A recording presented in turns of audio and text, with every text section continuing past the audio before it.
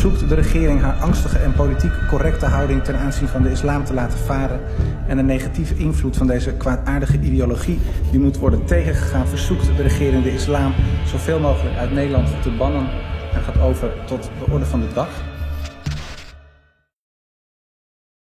My name is Joram van Klaveren and I'm a former member of the Dutch Parliament who represented the Party for Freedom, the anti-Islamic nationalist party of Geert Wilders. For years, I gave everything I had to fight against Islam. I tried to make legislation to shut down all Islamic schools in the Netherlands. I attempted to close all mosques, ban the Quran and ban Islam altogether from the Netherlands. As a Dutch politician, I opposed Islam in every way possible. Then, in 2017, I left Parliament and finally had the time to fulfill a long-held desire to write an anti-Islam book. My book would settle the dispute about Islam with a clear conclusion.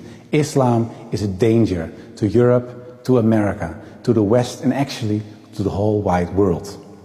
Before writing my book, my view about Islam was influenced by the conservative Protestant environment of my upbringing, in which other religions, and certainly Islam, was definitely seen as wayward and wrong.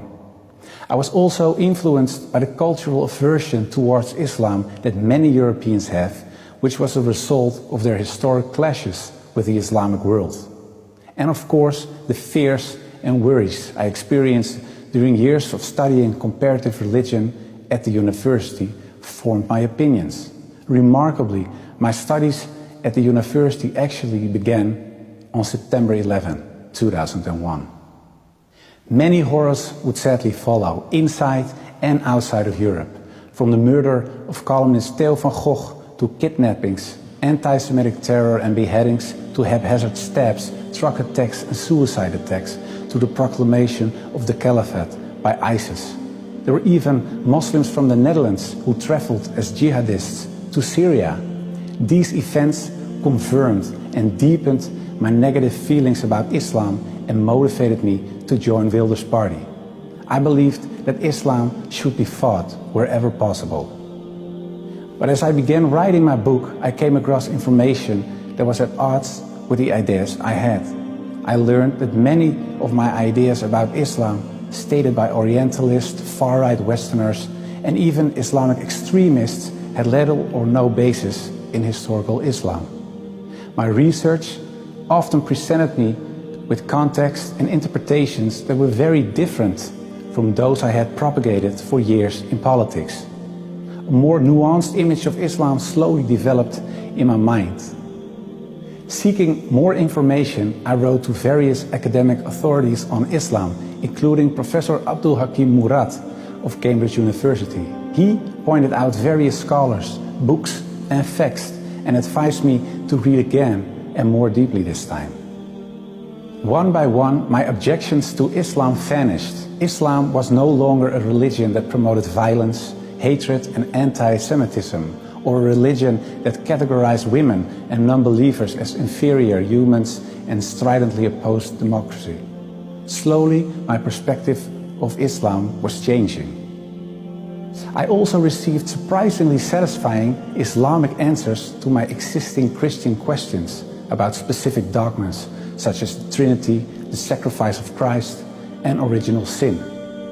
All that I was learning about Islam influenced my work on the book in such a way that it began to take on the character of a personal search for God. During this search, the person of Prophet Muhammad raised the most questions with me. Who was this man? A deceiver, an antichrist, or was he truly, as Muslims believe, the last prophet of God?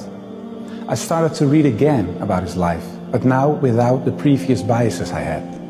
And I saw a more than special man, a man with almost supernatural patience, care, love, guidance, and above all dedication to his God and to his mission for justice. The arguments against his person and against his prophethood disappeared as I made a comparison with Old Testament prophets. In fact, I now understood what the 19th century historian Thomas Carlyle meant when he wrote, "The lies which well-meaning zeal has heaped around this man Muhammad are disgraceful to ourselves only." Like all radical ideologies, the far right is toxic too. It presents a reality that strips away all nuance. It answers real problems with lies, and it fights against a religion, Islam, that is not the enemy. The real enemies are a deficit of empathy and ignorance, like the great philosopher Socrates already said. So let us read, study and learn. Extremism is not the answer. Islam, that is not the enemy. Islam, that is not the enemy.